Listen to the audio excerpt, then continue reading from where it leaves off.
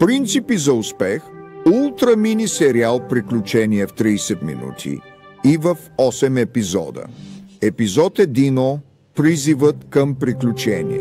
Преди да започнем, нека просто установим факта, че не знам много в сравнение с това, което трябва да знам.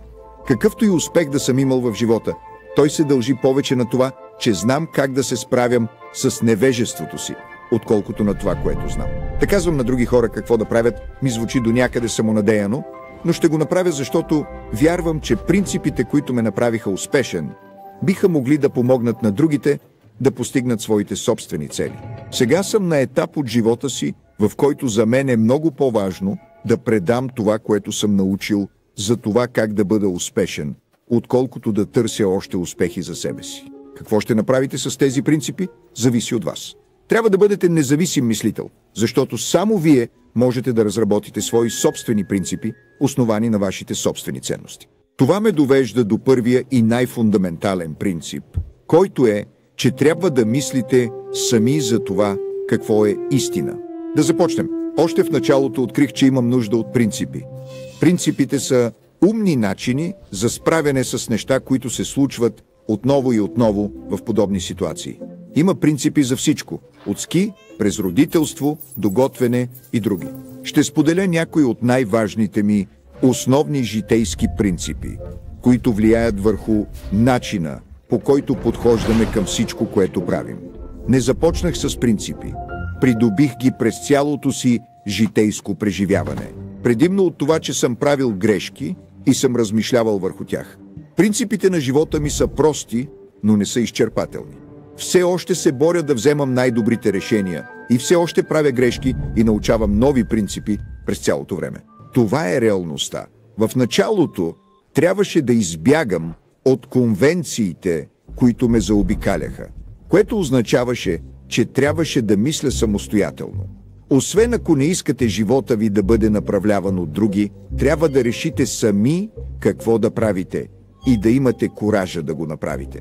Но в началото не знаех това. Научих го само благодарение на моето приключение. Обръщайки се назад към моето собствено пътуване, сега виждам, че времето е като река, която ни носи напред към срещи с реалността, изискващи от нас да вземаме решения. Не можем да спрем движението си надолу по тази река и не можем да избегнем срещите. Можем само да се изправим пред тях по възможно най-добрия начин. По време на живота си ще се сблъскаш с милиони решения. Качеството на решенията ти ще определи качеството на живота ти. През живота си най-ценните неща, които научих, бяха резултат от грешките, върху които размишлявах, за да оформя принципи и да не допускам същите грешки отново. Тези принципи ме прехвърлиха от обикновено дете, от средната класа, от Лонг Айланд до много успешно, според общо приетите мерки. Те също ми предоставиха смислена работа и значими взаимоотношения, които ценя дори повече от тези конвенционални успехи. Често ме питат как го направих. Мога да ви уверя, че не е било заради моята уникалност като личност. Това беше резултат от уникален подход към живота, който смятам, че почти всеки може да възприеме.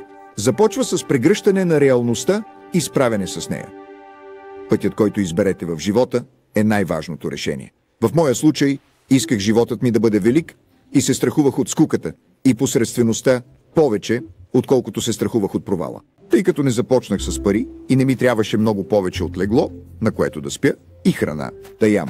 Можех да насоча решенията си към преследване на приключенията ми. Така че още от дете гоних нещата, които исках. Сблъсквах се, ставах и тичах отново и пак се сблъсквах. И всеки път, когато се сблъсках, научавах нещо, ставах по-добър и се сблъсквах по-малко. Като правя това отново и отново, се научих да обичам този процес. Дори и катастрофалната част от него. Чрез този опит срещнах реалността и научих как да се справям с нея, което вдъхнови още един от моите основни принципи, а именно, че истината е основната основа за постигане на добри резултати. Под истина нямам предвид нищо повече от начина, по който светът работи. Вярвам, че законите на реалността са ни дадени от природата. Хората не са ги създали, но можем да ги използваме, за да насърчаваме собствената си еволюция и да постигаме целите си. Осъзнаването на това ме направи хиперреалист. С това имам предвид, че станах човек, който е открил големите награди в дълбокото разбиране, приемане и работа с реалността такава каквато е, а не каквато бих искал да бъде. Когато казвам, че съм хиперреалист, хората понякога си мислят, че твърдя, че мечтите не могат да се сбъднат. Това изобщо не е вярно. Без преследване на мечтите, животът е обикновен. Това, което имам предвид, е, че за мен хиперреализмът е най-добрият начин да избереш своите мечти и след това да ги постигнеш. Имайки големи мечти, плюс приемане на реалността, плюс много решителност, ще ти донесе успешен живот. Вярвам, че тази формула е вярна за всеки. Но как изглежда успешният живот? Всеки от нас трябва сам да реши какво означава успех. Не ме интересува дали искате да сте господар на Вселената или да живеете под палма или нещо друго. Наистина не ме интересува. Всеки от нас избира цели, базирани на нашите ценности и решава кой е най-добрият път за постигането им. Но всички ние се нуждаем от подходи за вземане на решения, които действат ефективно, особено когато се сблъскваме с проблеми, грешки и слабости, които ни пречат. За да успеем, трябва да прегърнем всичките си реалности, особено суровите реалности, които бихме искали да не са истина. В началото, когато се сблъсках с тези сурови реалности, изпитах много болка, но научих, че тази болка е просто психологическа и че начинът, по който възприемам нещата по различен начин, промени всичко. Започнах да гледам на проблемите като на пъзели, които ще ме възнаградят, ако успея да ги реша. Те щяха да ми помогнат да се справя с настоящия проблем и да ми дадат принципи за справяне с подобни проблеми в бъдеще. Научих се да приемам болката като знак, че се задава голяма възможност за учене, което ме накара да осъзная, че болката плюс размисъл равнява прогрес. Медитацията беше безценна в това да ми помогне да видя нещата по този начин. Когато се успокоих и прегърнах реалностите си и се справих с тях, открих, че наградите ми донесоха удоволствие и болката избледня. Всеки от нас има уникалната способност да мисли логично, да размишлява върху себе си и обстоятелствата си и да насочва собствената си лична еволюция. Да правим това добре е просто въпрос на следване на прост 5-стъпков процес. Разгледахме колко е важно внимателно да размислим след изпитване на болка.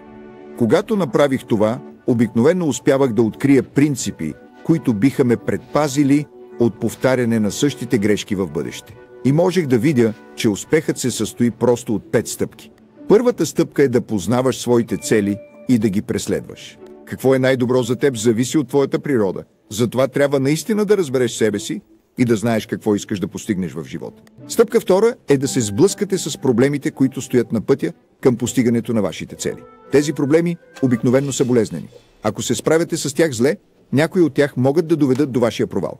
Но за да се развивате, трябва да идентифицирате тези проблеми и да не ги толерирате. Стъпка 3 е да диагностицирате тези проблеми, за да достигнете до основните им причини.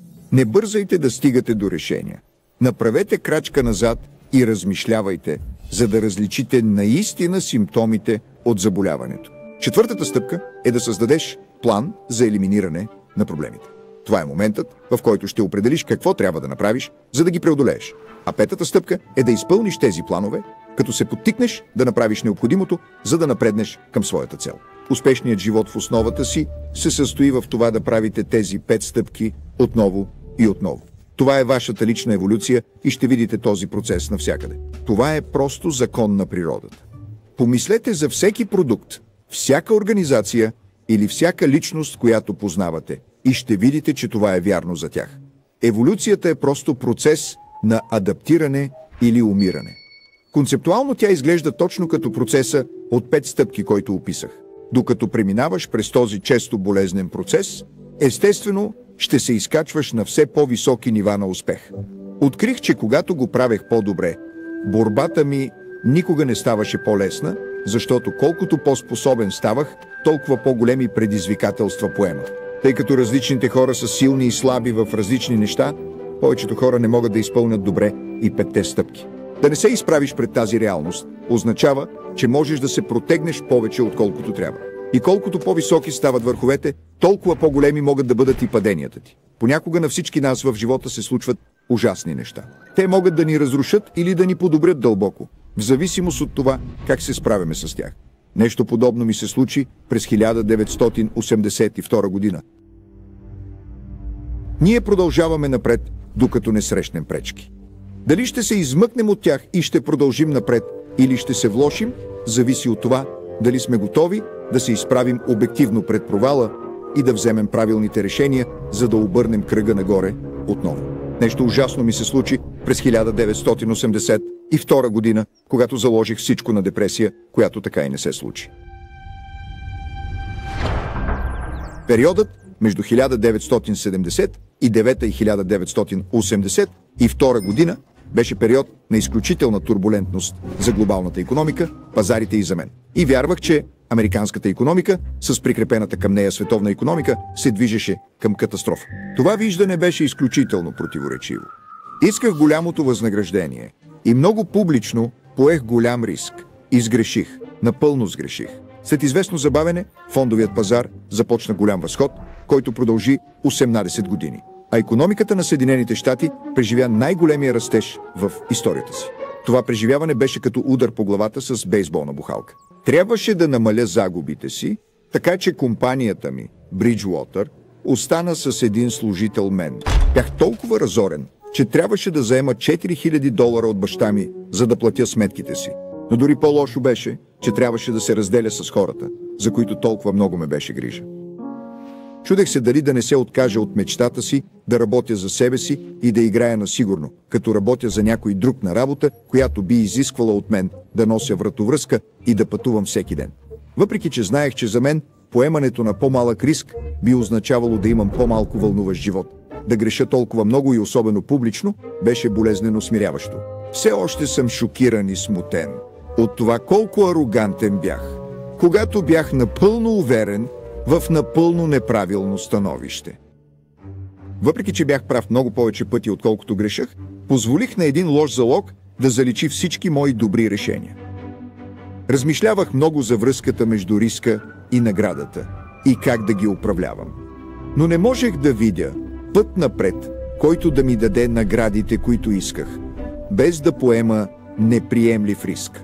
Подобен опит се случва на всеки. Ще ти се случи. Ще загубиш нещо или някого, без които мислиш, че не можеш да живееш. Или ще претърпиш ужасна болест или нараняване. Или кариерата ти ще се разпадне пред очите ти. Може би си мислите, че животът ви е съсипан и че няма начин да продължите напред. Но това ще отмине. Уверявам ви, че винаги има най-добър път напред. И вероятно просто още не го виждате. Трябва само да размишлявате добре, за да го намерите. Трябва да приемете реалността си. Понякога се случват неща, които са трудни за разбиране. Животът често изглежда толкова труден и сложен, че е прекалено много да го възприемем наведнъж. Моята дълбока болка ме насочи към дълбоки размисли за обстоятелствата ми. Това също ме накара да се замисля върху природата, тъй като тя предоставя насоки за това, което е истина. Затова мислих много за това как работят нещата, което ми помогна да поставя себе си и собствените си обстоятелства в перспектива. Видях, че при големия взрив всички закони и сили на Вселената са създадени и задвижени напред, взаимодействайки помежду си като машина на вечния двигател, в която всички части и елементи се сливат в машини, които работят за известно време, след което се разпадат. И след това се сливат в нови машини. Това продължава вечно. Видях, че всичко е машина. Структурата и еволюцията на галактиките, формирането на нашата собствена слънчева система, съставът на географията и екосистемите на Земята, нашите икономики и пазари и всеки от нас. Ние индивидуално сме машини, съставени от различни машини. Нашата кръвоносна система, нашата нервна система, които произвеждат нашите мисли, нашите мечти, нашите емоции и всички други аспекти на нашите уникални характери. Всички тези различни машини еволюират заедно през времето, за да създават реалностите, с които се сблъскваме всеки ден. И осъзнах, че бях само една малка частица в една наносекунда, решаваща какво трябва да направя. Въпреки че тази перспектива може да звучи много философски, открих, че е много практична, защото ми показа как мога да се справям с моите реалности по-добре. Например, наблюдавах, че почти всичко се случва отново и отново по леко различни начини. Някои са в очевидни краткосрочни цикли, които лесно се разпознават, така че знаем как да се справим с тях, като например 20 и 4-часовия ден. Някои толкова рядко се случват, че не са се случвали през нашия живот и сме шокирани, когато го направят като буря веднъж на 100 години. И някои знаем, че съществуват, но се срещаме с тях за първи път, като раждането на първото ни дете. Повечето хора погрешно приемат тези ситуации за уникални и се справят с тях, без да имат подходяща перспектива или принципи, които да им помогнат да ги преодолеят. Открих, че вместо да се справям с тези събития като с единични случаи, мога да ги видя като просто още един от тези и се насочете към тях по същия начин, по който биолог би се насочил към животно. Първо, идентифицирайки неговия вид, след това извличайки принципи за подходящо справяне с него. Тъй като можех да видя как тези събития се разиграват по почти същия начин отново и отново, успях да видя по-ясно причинно-следствените връзки, които управляват тяхното поведение, което ми позволи да развия по-добри принципи, които мога да изразя както с думи, така и с алгоритми. Научих, че докато повечето хора очакват бъдещето да бъде леко модифицирана версия на настоящето, в действителност то обикновено е много различно. Това е защото хората са предубедени от скорошната история и пренебрегват събития, които не са се случвали от дълго време, може би дори не в живота им. Но те ще се случат отново. С тази перспектива осъзнах, че това, което пропуснах, когато погрешно предвидих голямата депресия, беше скрито в моделите на историята. И можех да използвам новопридобитите си познания за тези модели, за да вземам по-добри решения в бъдеще. А когато мислих за предизвикателството си, което беше да балансирам риска и възнаграждението, осъзнах, че рискът и възнаграждението естествено вървят ръка за ръка. Видях, че за да получиш максимума от живота, трябва да поемаш повече рискове. И че знаейки как да балансираме рисковете и възнагражденията по подходящ начин, е от съществено значение за постигане на най-добрия възможен живот. Представете си, че сте изправени пред избора да имате сигурен, но скучен живот, ако останете там, където сте, или да имате невероятен живот, ако поемете риска да преминете успешно през опасна джунгла. Това е основно изборът, пред който всички сме изправени. За мен изборът беше ясен, но това не означава, че пътят напред беше без предизвикателства. Все още трябваше да се изправя срещу две големи пречки, които всички трябва да преодолеем. Не мога да ти кажа кой път в живота е най-добрият за теб, защото не зная колко важно е за теб да постигнеш големи цели, в сравнение с това колко важно е да избегнеш болките, необходими за тяхното постигане. Това е смелостта, за която говорих по-рано, и всеки от нас трябва сам да усети тези неща. След голямата ми грешка, когато прогнозирах депресия, стигнах до един от тези разклони в живота, както се случва на всички ни. Ако бях избрал да взема нормална работа и да играя на сигурно, щях да имам много различен живот от този, който имах. Но докато можех да плащам наема, да слагам храна на масата и да образовам децата си, единственият избор за мен беше да рискувам и да прекуся джунглата в опит за най-добрия възможен живот. Голямата ми грешка в залагането на депресия ми даде здравословен страх от това да греша. С други думи, ме научи на дълбоко смирение, което беше точно това, от което се нуждаех. В същото време това не ме спря да преследвам агресивно нещата, които искам. За да успея, трябваше да виждам повече, отколкото аз самият можех да видя. Но на пътя ми към това стояха двете най-големи пречки, с които всеки се сблъсква. Нашите его и слепи петна са прегради. Тези прегради съществуват заради начина, по който работят мозъците ни. Първо нека изследваме преградата на егото. Когато споменавам за вашата его-бариера, говоря за частите от мозъка ви, които ви пречат да признаете обективно слабостите си, за да можете да разберете как да се справите с тях. Най-дълбоко вкоренените ви нужди и страхове се намират в области на мозъка ви, които контролират емоциите ви и не са достъпни за вашето висше съзнателно осъзнаване. И тъй като нашата нужда да сме прави може да бъде по-важна от нуждата ни да разберем какво е истина, обичаме да вярваме в собствените си мнения, без да ги подлагаме на сериозно изпитване. Особено не обичаме да разглеждаме грешките и слабостите си. Инстинктивно сме склонни да реагираме на разглеждането им, сякаш са атаки.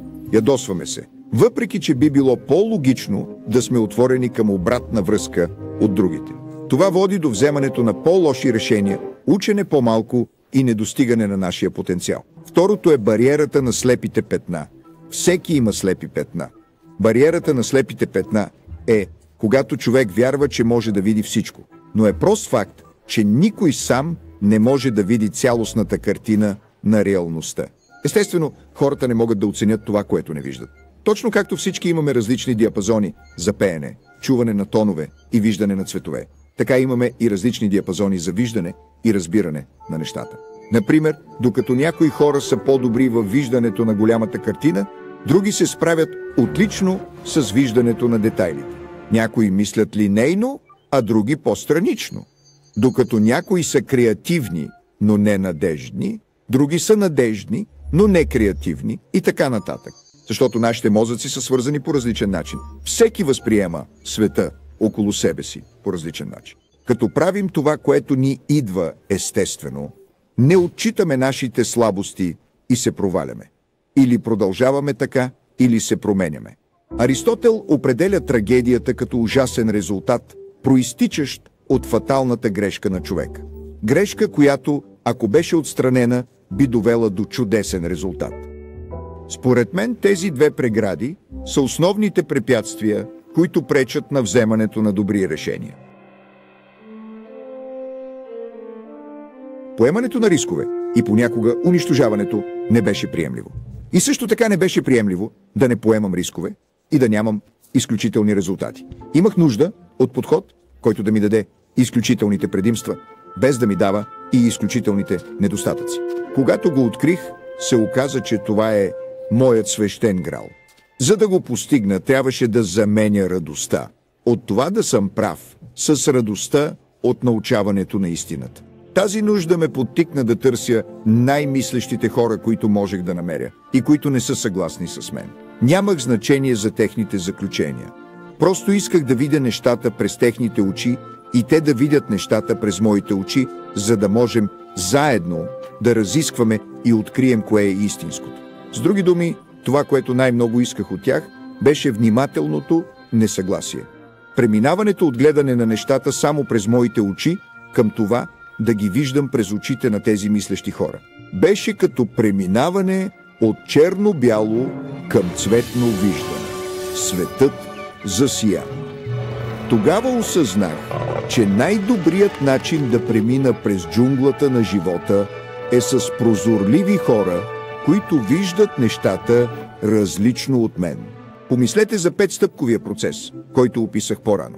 Както казах, тъй като сме устроени толкова различно, не всеки може да изпълнява всички 5 стъпки добре. Но не е нужно да ги правите сами. Можете да получите помощ от други, които са добри в това, в което вие не сте. Които са устроени да възприемат неща, които вие не можете. Всичко, което трябва да направите, е да се освободите от привързаността си към това винаги да сте прави и да използвате страха си от грешка, за да бъдете отворени към тези и други гледни точки. По този начин можеш да забележиш рисковете и възможностите, които би пропуснал индивидуално. Открих, че възприемането на този радикално отворен подход и оценяването на вярността на мисленето на хората значително увеличиха вероятността ми да взема възможно най-добрите решения. Това ми позволи да се издигна на по-големи висоти и да поема по-големи предизвикателства. В миналото винаги съм искал да правя това, което самият аз смятах за най-добро. Но сега търся най-силните независими мислители, които мога да намеря. Все още го правя. Няма нищо по-добро от това да бъдеш на споделена мисия с изключителни хора, които могат да бъдат радикално честни и радикално прозрачни един с друг. Този подход ме доведе до създаването на компания с уникална идея за меритокрация, която оперира по уникален начин и постига уникални успехи. В една меритокрация на идеи получаваш най-доброто от всеки. Всеки мисли независимо. След това преодоляваме различията си, за да достигнем до най-доброто решение. Въпреки това, не всяко мнение е еднакво ценно. Ние трябваше да се научим да различаваме добрите идеи от лошите, за да вземем най-добрите решения. С други думи, трябваше да оценяваме достоверността на мисленето на хората. Но това е друга история, която ще обясня в моите работни принципи. В момента около вас има много чудесни възможности и опасни рискове, които не виждате. Ако ги видите без изкривяванията, причинени от вашето его или слепи петна, ще може да се справите с тях по-ефективно. Ако можете да придобиете тази способност, а с практика можете, ще подобрите живота си радикално. До сега описах как се научих да се изправям пред собствените си реалности, проблеми, грешки и слабости и как се обградих с други хора, които могат да вършат нещата по-добре от мен. Това беше най-ефективният начин, който открих за вземане на добри решения. Това не е обичайният начин на съществуване, но чрез този подход постигнах голям успех. А успешността ми позволи да срещна необикновенно успешни хора и да видя как мислят те. Открих, че техните пътища са подобни на моя. Може би не знаете това, но всички те се борят. И всички те имат слабости, с които се справят, като работят с хора, които виждат рискове и възможности, които те биха пропуснали. С времето научих, че по природа най-големите сили на повечето хора са също свързани с техните най-значими слабости. И стремежът към големи неща неизбежно ще води до болезнени падения. Това е просто част от процеса. Такива препятствия ще ви изпитат. Те сортират хората. Някои обмислят внимателно какво е причинило техните неуспехи, научават уроци и продължават да напредват към своите цели, докато други решават, че тази игра не е за тях и напускат полето. Разбрах, че успехът не е въпрос на постигане на целите.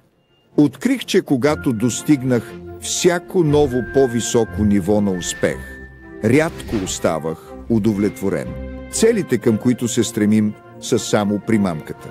Борбата за тях ни принуждава да се развиваме. И именно тази борба към лична еволюция с другите е наградата.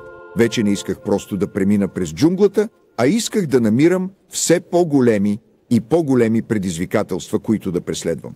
Сред заобиколени от страхотни хора, работещи заедно по споделено пътешествие. В крайна сметка, успешността на мисията и благополучието на хората около мен станаха по-важни от моя собствен успех. Също така започнах да гледам отвъд себе си и исках другите да бъдат успешни, когато вече ме няма. Осъзнах, че ако не успея да го постигна, ще бъда неуспял. В момента се боря с това. Всички ние се борим с различни неща в различно време, докато не изберем да се откажем или докато не умрем и станем част от по-голямата еволюционна история. Така функционират всички машини и се рециклират с времето. Когато една машина се развали, нейните части се връщат в системата, за да станат части от нови машини, които също еволюират във времето. Понякога това ни прави тъжни, защото сме много привързани към нашите машини. Но ако погледнете от по-високо ниво, е наистина красиво да се наблюдава как работи машината на еволюцията. Сега трябва сам да решиш как ще се развиваш. Забрави откъде идват тези принципи. Просто прецени дали са полезни за теб и ги адаптирай към твоите собствени нужди. Както при всички житейски решения, какво ще направите с тях е в крайна сметка ваше решение. Единствената ми надежда за вас е да имате смелостта да се борите и да се развивате добре, за да направите живота си възможно най-великолепен. Благодаря ви и довиждане!